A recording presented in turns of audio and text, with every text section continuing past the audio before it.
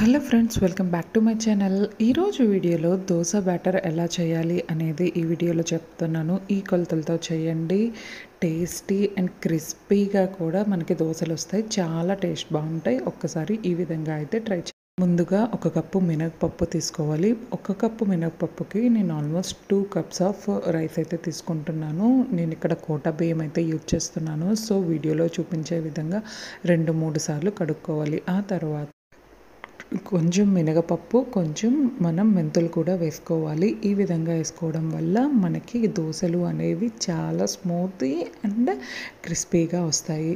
So ఈ విధంగా almost 4 to 5 hours మనం నానబెట్టేయాలి. నేను ఇక్కడైతే మిక్సీ జార్ వేసుకుంటున్నాను. నా దగ్గర బెడ్ గ్రైండర్ లేదు కాబట్టి, కావాలి అంటే మీరు బెడ్ గ్రైండర్లో కూడా వేసుకోవచ్చు. సో ఈ విధంగా అయితే బ్యాటర్ స్ట్రక్చర్ రావాలి, చూసారా?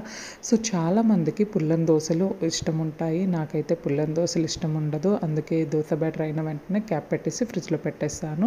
కావలసినంత వాటిల్లో కొంచెం సాల్ట్ వేసుకొని చక్కగా దోశలు అయితే వేసుకుంటున్నాను. సో చూసారా దోశ ఎంత బాగా వస్తుందో. ఒకవేళ మీకు పుల్లన్ దోశలు కావాలి అంటే క్యాప్ పెట్టేసి నైట్ అంతా వదిలేస్తే ఫ్రెగ్మెంటేషన్ అయిపోతుంది. అంతే, dosa batter is ready. I hope మీకు ఈ వీడియో నచ్చింది అనుకుంటున్నా. Thank you for watching my video. Please like it, share it and comment it. Thank you.